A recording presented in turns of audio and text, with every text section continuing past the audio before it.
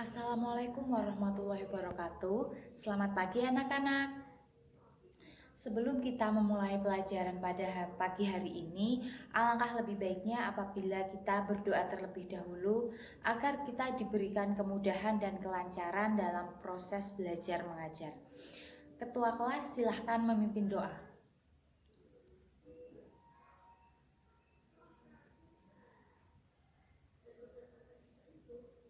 Dalam kelas ini seharusnya ada 32 siswa kan?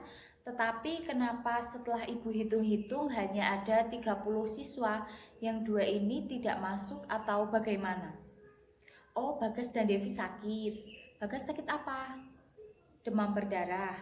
Kalau Devi sakit biasa. Oh, pusing mual dan muntah. Sudah berapa hari mereka sakit? Devi baru hari ini dan Bagas sudah 4 hari. Bagas sudah ditengok atau belum? Kalau ada temannya yang sakit lebih dari 3 hari, sebaiknya ditengok ya. Nah, dari sakitnya Bagas kita dapat belajar bahwa pentingnya menjaga kesehatan tubuh.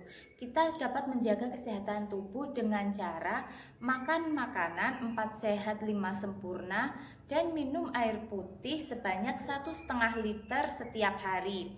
Selain itu, kita juga harus menjaga kebersihan lingkungan.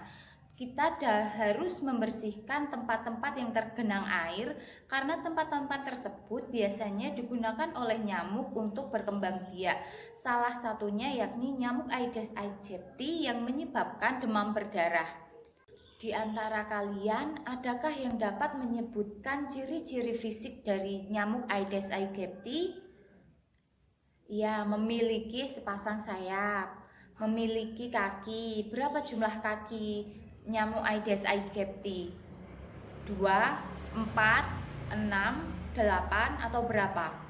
Oh iya, betul jawaban Devi. Lalu selain itu, nyamuk memiliki ciri fisik apa saja? Iya, nyamuk juga memiliki alat untuk menghisap darah. Ciri-ciri fisik dari nyamuk Aedes aegypti ini termasuk dalam teks deskripsi seperti pada pembelajaran kita di minggu lalu. Nyamuk Aedes aegypti yang dapat menyebabkan demam berdarah dapat kita jadikan referensi untuk membuat sebuah cerita pendek.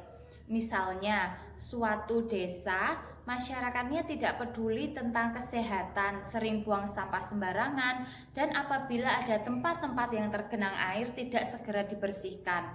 Hal tersebut menyebabkan warganya banyak yang terserang demam berdarah dan bahkan beberapa di antaranya meninggal. Nah, cerpen-cerpen yang seperti itu tidak hanya mengandung unsur hiburan, tetapi juga sebagai pembelajaran untuk masyarakat agar selalu menjaga kebersihan lingkungan. Dari yang Ibu sampaikan, adakah di antara kalian yang mengetahui kira-kira apa yang akan kita pelajari pada hari ini? Ya, Devi? Ya, betul. Hari ini kita akan belajar tentang teks cerita pendek. Kompetensi dasar pada pembelajaran kali ini yakni 3.1 memahami tentang teks cerita pendek melalui lisan ataupun tulisan. 4.1 menangkap makna teks cerita pendek melalui lisan maupun tulisan. Sedangkan tujuan pembelajaran kita pada pagi hari ini yakni yang pertama menjelaskan tentang pengertian teks cerita pendek. Yang kedua, mengidentifikasi isi teks cerita pendek. Yang ketiga, mengidentifikasi struktur teks cerita pendek. Dan yang terakhir adalah mengidentifikasi ciri kebahasaan dari teks cerita pendek. Sebelum kita memulai materi tentang teks cerpen, Ibu akan membagi kalian menjadi 6 kelompok. Kelas ini kan seharusnya ada 32 siswa, tapi yang 2 tidak masuk sehingga setiap kelompok terdiri dari 5 anak. Ibu meminta kalian untuk berhitung 1 sampai 6 dimulai dari pojok kanan belakang bergeser ke kiri. Ya, Rusdi silahkan memulai angka.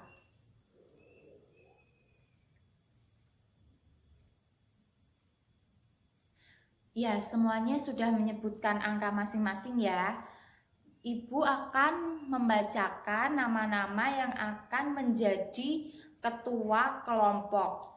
Kelompok 1 Rian, kelompok 2 Deana, kelompok 3 Rusdi, kelompok 4 Nita, kelompok 5 Hanum, kelompok 6 Siska.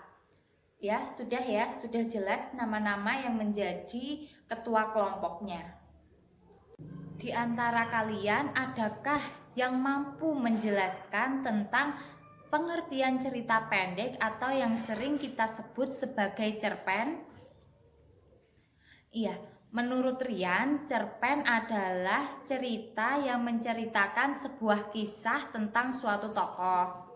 Sudah bagus, akan tetapi kurang lengkap. Adakah yang mampu melengkapi jawaban dari Rian? Ya, menurut Deana, cerpen adalah karya sastra yang menceritakan kisah suatu tokoh dengan konfliknya. Ya, ada yang mampu menyempurnakan jawaban Deana lagi? Ya, menurut Rusdi, cerpen adalah jenis karya sastra yang menceritakan suatu tokoh dengan konflik dan penyelesaiannya. Ya, dari ketiga pendapat teman-teman kalian, pengertian cerpen adalah jenis karya sastra yang berbentuk prosa naratif di mana isinya menceritakan kisah suatu tokoh beserta segala konflik dan penyelesaiannya yang ditulis secara ringkas dan padat. Struktur cerpen terdiri atas berapa jenis? Ya, cerpen memiliki 6 struktur, yakni abstrak, orientasi, komplikasi, evaluasi, resolusi, dan koda. Abstrak adalah gambaran awal dari cerita yang akan diceritakan.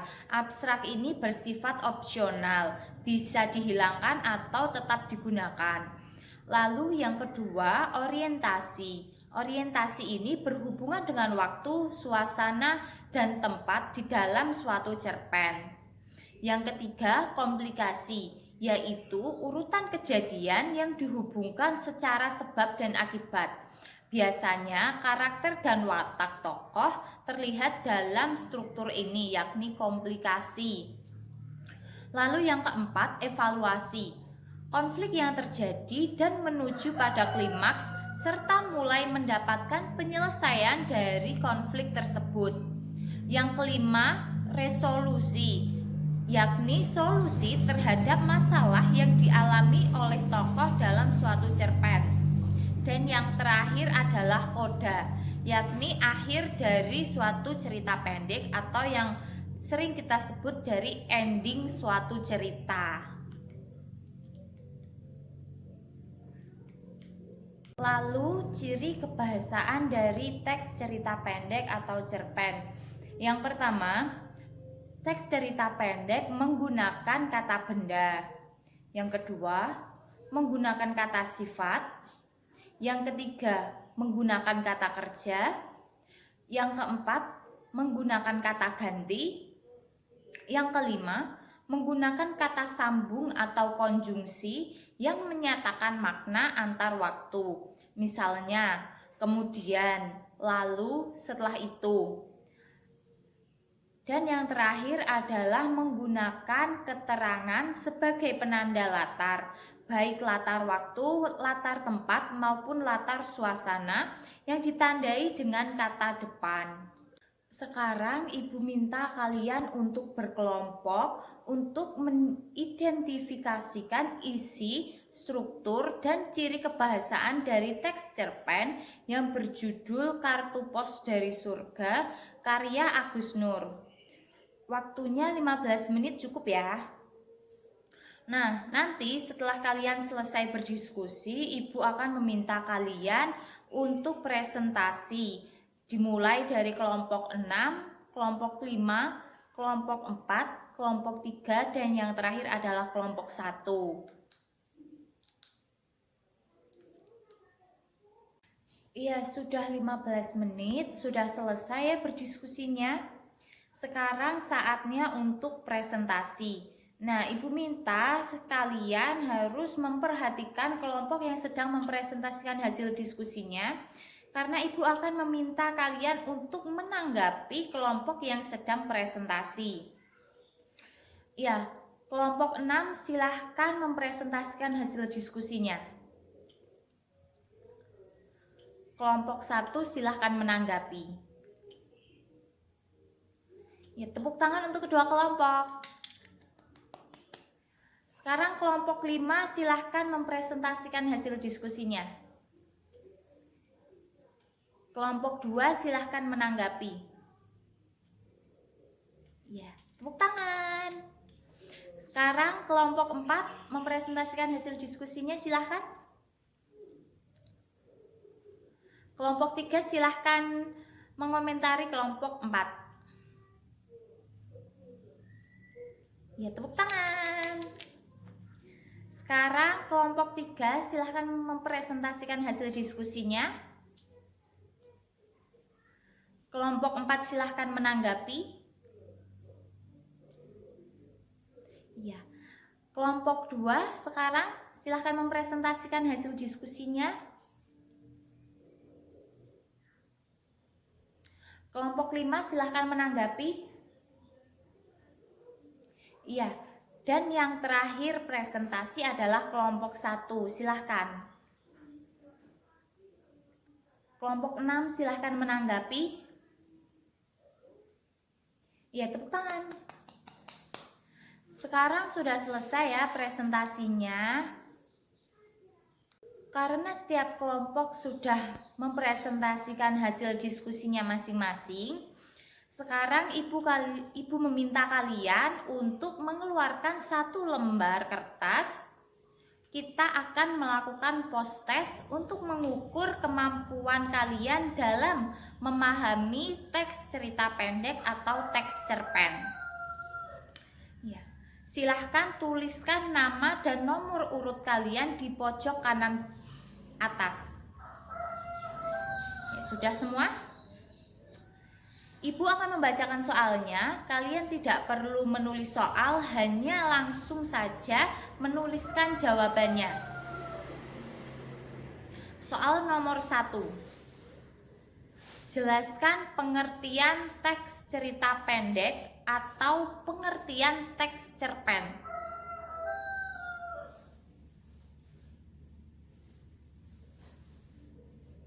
Soal nomor 2. Sebutkan dan jelaskan struktur teks cerpen.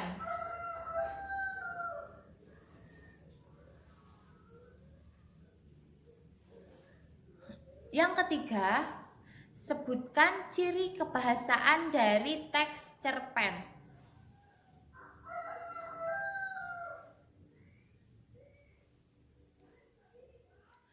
Sudah semua ya? Lembar jawaban dikumpulkan menjadi 1. Ya. Pada pembelajaran kali ini kita telah mempelajari tentang pengertian cerpen, struktur cerpen, dan ciri kebahasaan teks cerpen. Apa yang dimaksud dengan cerpen? Iya, cerpen adalah jenis karya sastra yang berbentuk prosa naratif, di mana isinya menceritakan suatu tokoh beserta konflik dan penyelesaiannya yang ditulis secara ringkas dan padat. Struktur teks cerpen ada berapa? Ya, ada 6. Apa saja? Ya, struktur teks cerpen meliputi abstrak, orientasi, komplikasi, resolusi, dan yang terakhir adalah koda. Abstrak merupakan gambaran awal dari cerita yang akan diceritakan. Abstrak memiliki sifat seperti apa? Ya, abstrak bersifat opsional, bisa digunakan atau dihilangkan. Yang kedua, orientasi. Orientasi tadi berhubungan dengan waktu, suasana, tempat di dalam suatu cerpen. Yang ketiga yaitu komplikasi, yakni urutan kejadian yang dihubungkan secara sebab dan akibat. Pada komplikasi ini biasanya karakter dan watak suatu tokoh terlihat, apakah dia memiliki watak yang baik ataupun watak yang buruk. Lalu yang keempat apa tadi? Ya, evaluasi. Evaluasi yakni konflik yang terjadi dan menuju pada klimaks serta mulai mendapatkan penyelesaian dari konflik tersebut. Berarti dari komplikasi, misalnya komplikasi itu kan puncak, dan evaluasi itu sudah mulai ada penyelesaian tapi belum sepenuhnya selesai. Yang kelima yakni resolusi. Resolusi yakni solusi terhadap masalah yang dialami tokoh dalam cerpen. Yang terakhir adalah koda, yakni akhir dari sebuah cerita pendek. Lalu teks cerpen punya berapa ciri bahasa? Ya, 6. Teks cerpen memiliki 6 ciri bahasa, sama seperti strukturnya, ada 6. Apa saja ciri kebahasaan teks cerpen?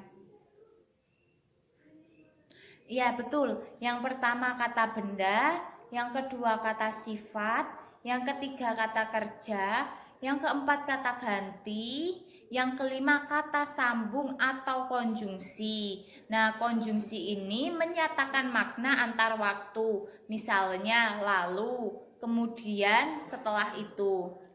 Dan yang terakhir adalah menggunakan kata keterangan sebagai penanda latar, baik latar tempat maupun latar waktu, yang ditandai dengan kata depan. Sepertinya kalian sudah paham ya tentang materi teks cerpen. Nah, untuk tugasnya ibu akan meminta kalian untuk membuat sebuah teks cerpen minimal 1 halaman. Temanya bebas ya, terserah kalian pengennya menuliskan tentang apa, tetapi tidak boleh mengandung sara. Sudah jelas ya tugasnya? Iya. Mari kita akhiri pembelajaran hari ini dengan mengucapkan hamdalah bersama-sama. Sekian pembelajaran tentang teks cerpen pada hari ini. Apabila ibu ada kesalahan, mohon dimaafkan. Wassalamualaikum warahmatullahi wabarakatuh.